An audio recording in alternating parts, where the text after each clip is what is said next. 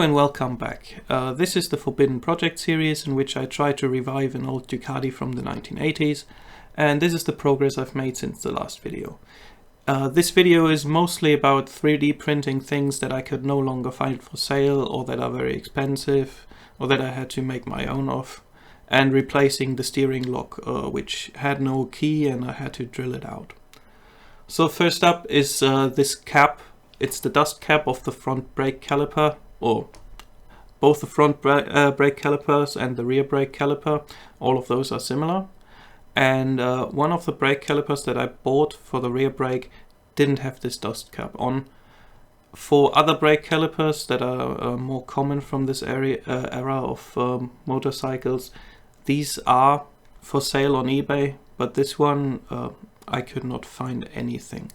So I decided that I would make a model in CAD and then I would print it out with PETG material and put it in place. I hope that the PETG material will last. It should be heat resistant enough, and the dust cap of the brake caliper should not get hot enough for it to melt. But I do not know for certain. I still think, since the original is also a plastic piece, that this will work. So here you can see me going over the steps which I took to just make the model. I took one of the other caps from the existing brake calipers and just measured everything, and then I tried to make it as faithful to the original as I could, and then I printed it out. And the result is actually very surprising, because the piece that I printed fits really well. This is the original piece from the front caliper, and you can see I can just snap it on and that's it. And in my hand is the 3D printed piece. You can tell from the structure on the surface that it's 3D printed, but otherwise it looks pretty decent. Since only one was missing, I decided to put it on the rear brake caliper, because on the rear brake it's not that obvious that it's a remade piece and that it's not original. So it snaps on really nice, and that's it for that piece. So the next thing that I had to do is I had to make a model of the side piece that covers up where the battery tray is. I have this piece for one side of the bike, but I can't find it for the other side. And I had the idea to make my own in 3D printed because I actually saw that someone on eBay was selling 3D printed replacement parts, but for a really expensive price, for like nearly $200 or euros. And then I thought to myself, I know how to do CAD modeling, so I will just make a model myself, and I have a big enough 3D printer to print this, so I will just do my own piece. And it worked out quite well. Constructing this piece was a little bit more difficult than you would think, because the surfaces have some angles that aren't easy to make, and I need to make sure that it has the right dimension and looks exactly like the OEM part would. And after constructing it, I 3D printed it. It took a rather long time to print. I think it took almost 24 hours or more to print. And I unfortunately had to print multiples because the first piece that I did, I had measured a little bit wrong. But it worked really well.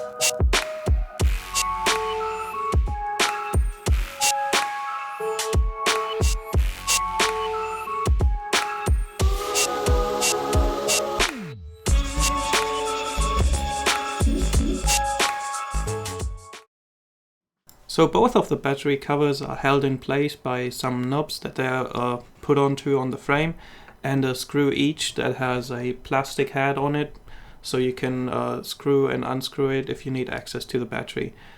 Unfortunately, I do not have the original ones, so I looked up images online and then I printed 2 plastic screw heads and used some screws with the right diameter, and just made the heads for these screws myself. It worked first try.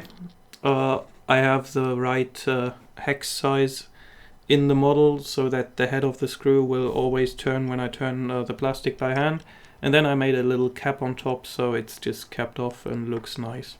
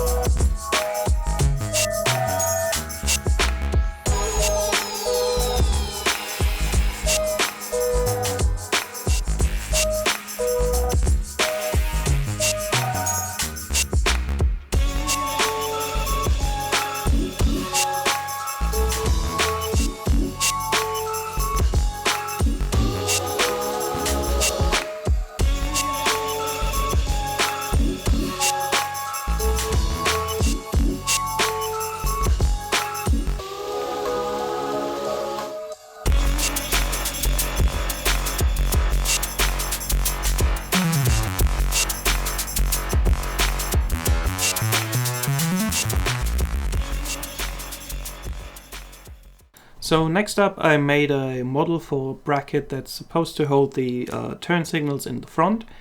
I had to make it in 2 pieces that fit together because it was just slightly too long for my 3D printer, but I'm quite happy with the finished results. I screw in the turn signals on both ends, and then I'm able to just screw in the middle of the bracket where the brake distributor is for the front brake.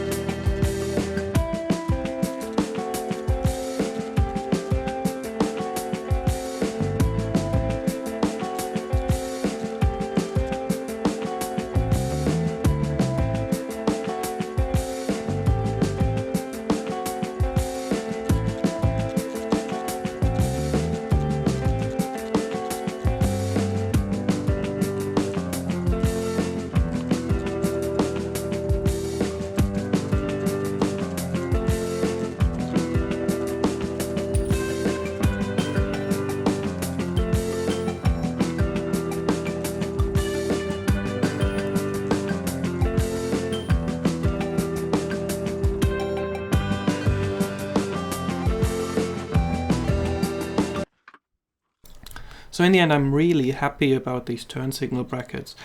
The turn signals themselves are far enough out that they're really visible, and the bracket itself doesn't stick out visually very much. So it's a nice discrete solution, and I'm really happy with it. It's only 3D printed, and in the end I might make a version that's made of metal, but so far I'm really happy with what I have here. So the next thing I need to do is replace the steering lock because it doesn't have a key, and for this I unfortunately need to drill it out. The design of the steering lock is quite simple, and it's widely used on bikes of this era and some even more modern bikes from the 90s and maybe later, and some mopeds. So finding a replacement steering lock really wasn't an issue, but the whole process of drilling this out was really quite difficult.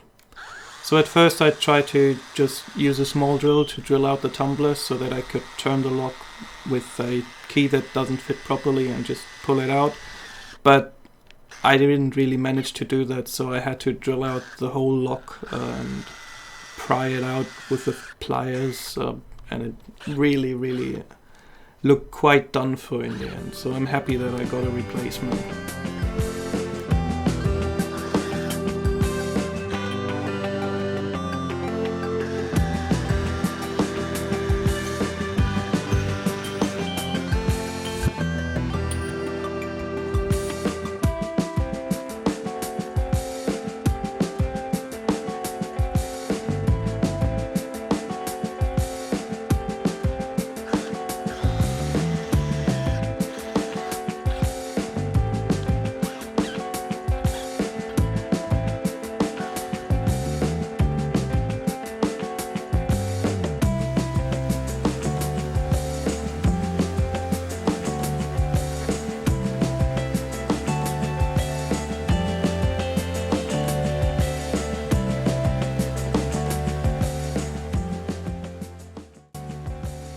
The replacement lock that's a bit sticky in this video is just for testing purposes, and the new lock that I bought is already in there and it works without any issue. So thank you very much for watching. I hope to see you again on another video. Have a good time, goodbye, and Merry Christmas!